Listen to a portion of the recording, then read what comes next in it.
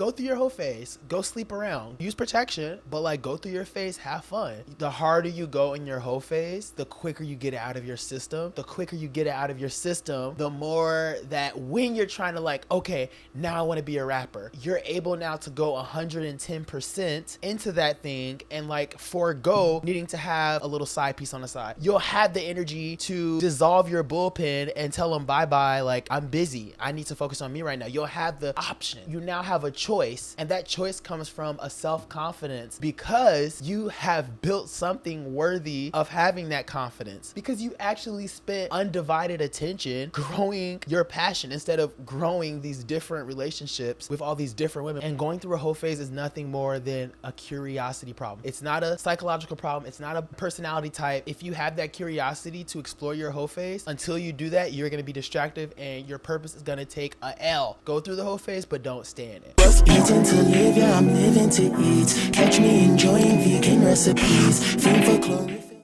Greetings, it's your boy Gartatia, today with an unscripted video begging the question, should you go through a whole phase?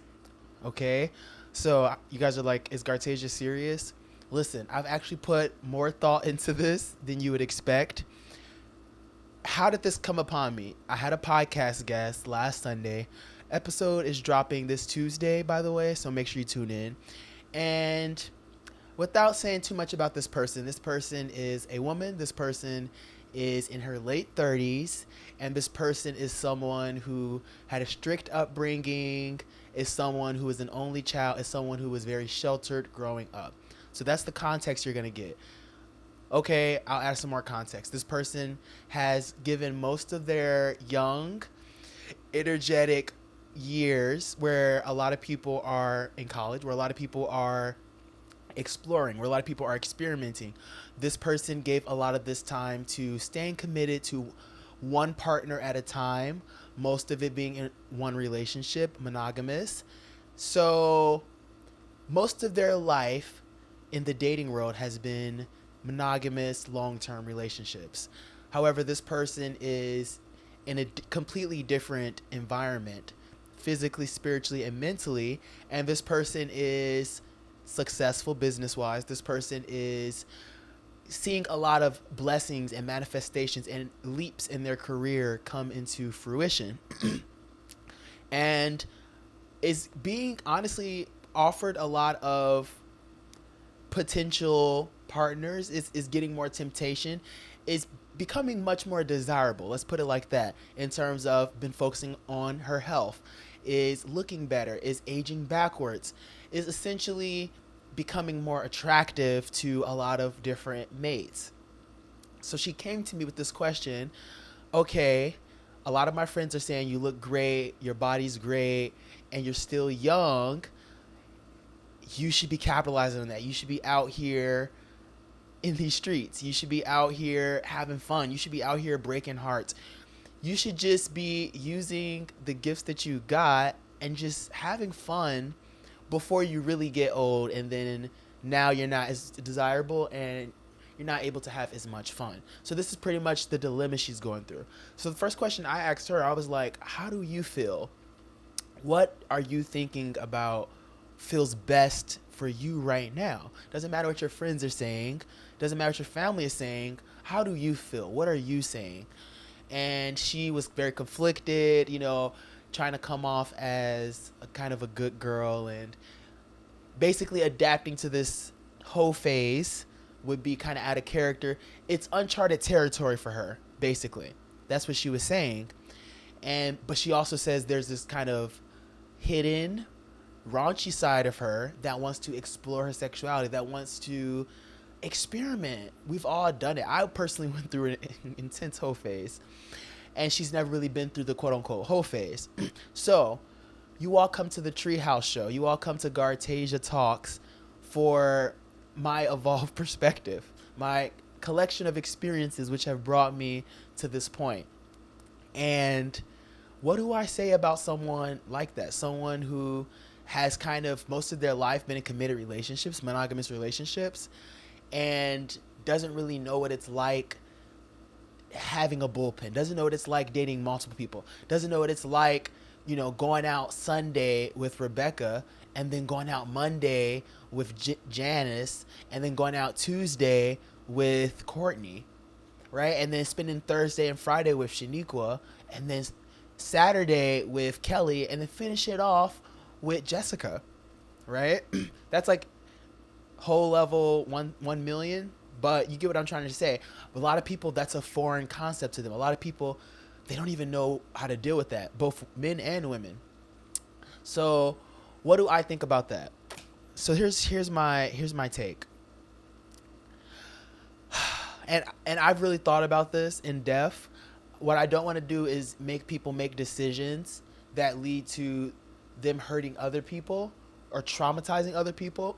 So I don't want to. I hope that none of my advice is being used to do that. At the same time, I do want to be honest with my experiences, and I want to be honest with the results that my experiences have given. And from my experience, going through an experimental phase where you are sleeping around, where you are focusing on body count, where you are focusing on just physical interactions, quantity over quality, just that on to the next, right? Pleasure kind of hedonism in terms of relationships, like multiple options, either saying I'm poly or either saying we're in an open relationship, whatever. The value in that is, I do believe it makes you more mature when you do get out of that phase. I don't think there's anything wrong with the whole phase if A, you don't stay in it forever, and B, you get something out of it. So the B is kind of vague, right? What does Gartatia mean, get something out of it? That can mean a lot of things. I can only speak from my experience. What did I get out of my whole phase? What I got out of people say, like, get it out of your system. And I think what people really mean by that is more so, as humans, we're curious. As humans, like when you first, like, this is an extreme example, but when you first start watching porn, right? We all know it starts off, it probably started off with Two Girls, One Cup. Hopefully it didn't. But apart from that, it starts off, you're watching, like, what's it called? Amateur porn, where it's like vanilla, missionary, blah. And then a year later, somehow you're into like more like raunchy BDSM stuff, right? And then the next thing you know, you're watching tentacle porn, right? So that's kind of how we're curious. You may not get off to it, you may not even like it, but the human curiosity doesn't stop you from like what's out there. Like, I just want to see. I want to like see what's on the other side of the horizon.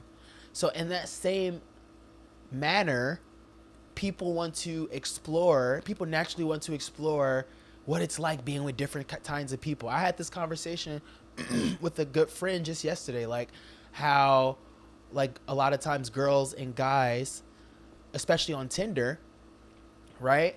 It's like a commodity. It's like people are on Tinder looking for a human commodity. Just like you go to a store, like you're looking for a big mango.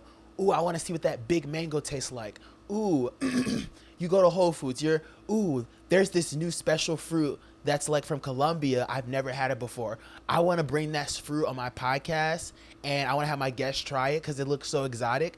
I don't know, the fruit could be good, it could be bad, but I just want to try it to kind of quench my curiosity. Or we go to Whole Foods, and then it's like, oh, I really want to try, I've tried all these different meat substitutes, but like this meat substitute, it could be good or bad, but it's different. So I just want to try it and see what it's like. So a lot of times, curiosity will trump whether something is good or bad. Like, a lot of times we're willing to take the risk if something is novel, if something is different, if something is alluring on the surface, right? So what do I mean by that?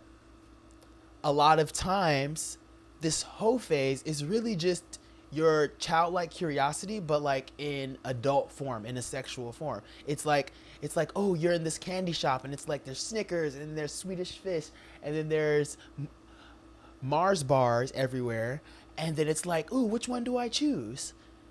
Right? It's like, ooh, what? And then it's like you come back to the store the next day. Now you want to try something different. You come back to the store the next day. So where am I going with this? Where I'm going with this is, if you don't get that and it's more of a curiosity. I don't think it's like a mental problem or mental illness, or people try to say, oh, it's a personality. If you've been a hoe, you're always going to be a hoe. And part of it might have to do with personality, or part of it might have to do with like, oh, he got hurt, he got burned, and he's on a, a course of destruction. He wants to ruin as many girls as possible. There's some people like that, but I think for the most of us really just go through a whole phase because it's a phase of curiosity. That phase is so interesting to young men, especially. Like, I see my guys, especially like after high school, they start partying. Like, that's all they want to do because it's fun. Like, the chase is fun. Like, picking up girls is fun. Like, learning how to say the right words to get them in bed with you is fun. And you know, connecting with the bouncers at the club so that you can get the girls into VIP, and then hopefully they go back home with you. All that's fun, and like the parties, and then like the going to the beach shirtless and seeing who could pick up the most girls at the beach, and going to the raves and see how many girls you can kiss at the rave. Like, it's a phase of exploration and experimentation. Like, say you kissed a girl, or you had sex with a girl who's like 4'11". It's like you wanted to just see. You may not have liked it, but you wanted to try it out because it's like, I've never had sex with a girl who's 4'11". Let me see what it is. And then you do it, and it's like, okay, cool. Page closed, book closed. If you really liked it, maybe now you got to do type. But if it was like, then it's like you got it out of your system, right? It's done.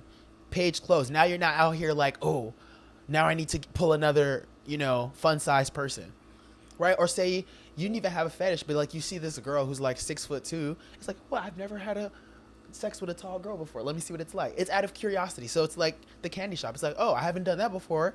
So because you haven't done it, you raise like the perceived value of it because it's like rare. It's like, it's not your often thing.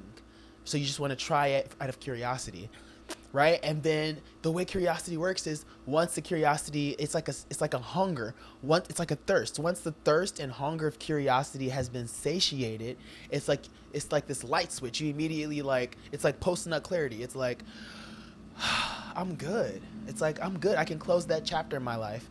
I can move on to better things. I can focus on my purpose. I can divert my attention elsewhere, right? You get your power back after you satisfy that curiosity. And that's what I feel like the value of going through a whole phase is. A lot of people try to resist the whole phase, or a lot of people put so much energy into being disciplined and put so much energy into like staying away from that party lifestyle. Like, I'll never go to a club again because I'm afraid I'll get triggered, or I'll never talk to, I'll never cold approach another girl again because I'm scared to go back into my whole cowboy days, or I'll never go to a rave again because I'm scared that if I see all these girls, wearing two pieces and glitter and fishnets, then it's gonna trigger me back into my hoe mentality, and I'm gonna try to like fuck all of them, right? So because people have these, like, they go to this extreme of like, oh, I'm gonna spiral downhill, and then I'm gonna end up a loser, and I'm gonna end up with like a billion baby mamas, and then blah blah blah. People tell the story to themselves either because they've seen it in their family happen, so they kind of stay away from it, or they just like are overthinkers, and then they've seen like movies, and they don't want that happen to them, so they just completely avoid even like prying into that realm of curiosity because it's like a little dark, because it's a little unpredictable, because it makes them uncomfortable, because their family wouldn't approve of it, because it's looked down upon or stigmatized based on their upbringing. So as a result, a lot of these people get married at a young age. As a result, a lot of these people end up in fucking long-term relationships, or like, I know serial relationshippers. Serial relationshippers are people who, they don't casually date. They don't have a big bullpen of like Stacy on Wednesday and Rebecca on Thursday and Janessa on Saturday. Instead, they're more so, oh, I have Shaniqua for 6 months, and then we're gonna break up, and then I'm gonna have Vivica for 7 months, then we're gonna break up. Then I'm gonna have Brittany for 9 months, and then we're gonna break up. And then they do this until they're like 35 or 45. I call them serial relationshippers because it's the same thing. They kind of want to satisfy that curiosity of having abundance and having variety of women, but then they want to do it in like a respectable way, like she's my girlfriend. But then they end up 50 or 60 or whatever, still like serial dating, but it's like serial relationshiping, and they kind of never quench that thirst for curiosity, that thirst for variety. And as a result, it stays with them. And as a result, it hinders their progress. Because these constant breakups and separations over time, you know what that does to a person? That tears a person apart. That can lead to depression, right? Have you been depressed before? I've been so depressed before, like my first breakup, where like you don't want to eat, you don't have an appetite. I've been so depressed before, you don't even want to go outside. I've been so depressed before, all you want to do is just lay in bed with the lights off and feel sorry for yourself for days. You know what that does to your productivity? You know what that does to your fitness? You know what that does to your body? You know what that does to your mental health? It's terrible.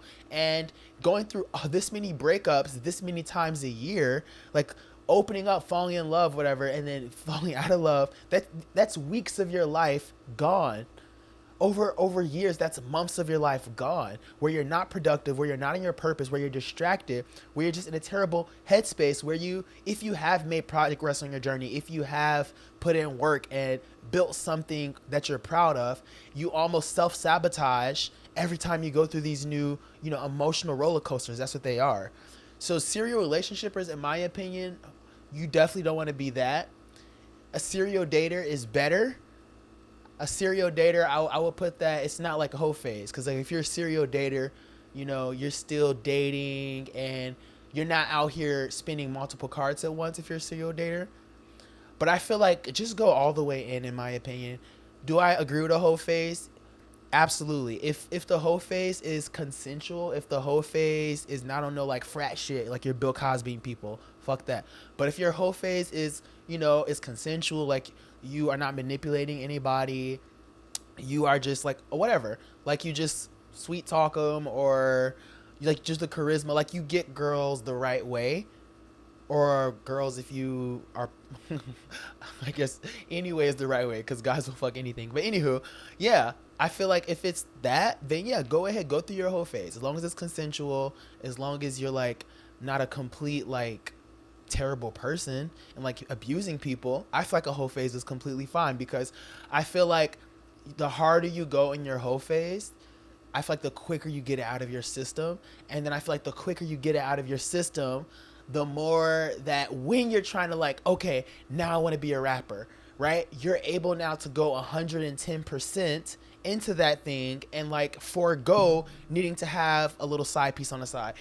You'll have the energy to dissolve your bullpen and tell them bye-bye, like, I'm busy, I need to focus on me right now. You'll have the predisposition, you will have the option, there we go, you now have a choice, and that choice comes from a self-confidence that you've gained within yourself because you have built something worthy of having that confidence within yourself, because you actually spent undivided attention growing your passion instead of growing these different relationships with all these different women, which completely destroy any time to spend towards something that you actually desire in life. So do I believe go through a whole phase? Yes.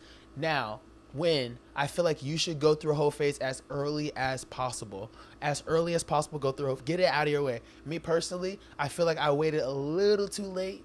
Like I was not late by any measure, any stretch of the imagination. I wasn't late. But ideally, I feel like you want to start your whole phase like junior year of high school. Like just get it out of your way. If I had a choice, I would have gone into my whole phase maybe like 16, 17. Because I see people who got it out of their system at like 16, 17, right? So they kind of just ended up 16, 17, 18, 19 a hoe. And then when they were in their 20s, they were kind of like focused, right? And I feel like if you start in your 20s, like being focused, like getting on self-improvement, like really taking that shit serious at 20, at 25, you're like a god. In my case though, I started being a hoe at like 19 going on 20. I would just say 20. So my whole phase actually started in 20. And the whole phase kind of lasts, I would say 3 to 5 years. It's interesting how it works. You know what else takes about 3 to 5 years? Like for your business or your purpose to start seeing results. So it's almost crazy how the whole phase to run through that, it almost lasts as long as your business to grow. Isn't that crazy? But I think the whole phase is necessary. If you started at 15, you would have got at your system by 20, which I feel like you're successful. If you start your purpose after your whole phase, I feel like it takes 3 to 5 years for you to be like successful, and that means that you got it out your system at 20. So at 25, you're successful. You're making at least 10K a month at that point. Your podcast has over 10,000 followers. You got a blue check mark on Instagram. Your YouTube is monetized, right? That's what I call successful, and I feel like that takes about 3 to 5 years. But at 25, you're a young success. Like if you're successful at 25, you are part of the 0.0009 because now you look young, you're still young, attractive, and you're rich, and you have status. And like the world is yours. I didn't do the worst, however, and I started at about 20, so I didn't actually go a complete 5 years. Oh, actually, yes, I did. Do I still have like a little whole phase in me left? Probably a little bit. I probably could do like one more year of it and it would be completely gone out of my system. But enough of it is out of my system where I have like enough control to like not splurge. Right? Like even today or like last week there was this girl super into me and we had a great time dancing and everything, and then like I was completely okay with like we connected and everything, and like, but I was completely okay with like not hitting her up, right? Because I just like I have so much more control over my sexuality and my emotions now. Like I can like have a great time, amazing time with a girl, and then like not get her number. I can like have this deep connection and bond and like have all the intimacy and like arousal there, and then literally like I don't need to fuck her. It's just like it was good for that moment, but I don't want to continue this on because I already know it's gonna mess up my attention. I already know it's gonna mess up what I do. I already know it's gonna take time out of my purpose. But you only can have that mental clarity if you've already gotten that curiosity out of your system, right? Like even just today, coming back from the gym, there was this girl who is my type talking to me completely like she was into me. Like I can feel it. Like she's coming up with stuff to say. Like she's trying to talk to me, trying to get to know me. Great time. Guess what? After my friend left, we said bye and I just dipped. I didn't ask for socials, nothing, because that's not what I'm trying to do. I'm not in a point where I'm looking for my queen right now. I'm not like my queen would have to try really fucking hard at this point for me to like really try to date her at this point in time. She would literally have to be like chasing me down, because like no, at the most I'll do now is like you follow me. I don't even follow girls anymore. I say this is my handle, type me up, I'll follow you when I get back. They follow me, and if they don't follow me, excellent, because I don't even want another distraction anyway. And if they do follow me, I'll follow them back, but I'll never hit them up. I have not hit a girl up in months. I don't hit them up anymore. It's like the rave. They hit me up like, I love your energy, blah, blah, blah. Or it's like, oh, it was a fantastic meeting. And it's like, cool, awesome, bam. I'll talk to them, but I will not invest any time because it leads to nowhere, and it's going to lead to nowhere. And I'm not in the business anymore of leading girls on or like trying to like flirt with them now, so then later. No, it's like, cool, we're cool. And then when I do get through this phase of just building, my 3 to 5 years building, I'm still in the building phase. When I get through that phase, then I'll be really open to exploring that world. But you have to get it out of your system first, right? I got into my whole phase at 20. So I literally got out of my whole phase, 24 going on 25. That's why I say I have like a year left, because it was like December 2019, I was 24. So I had about half a year of like whole phase in me left.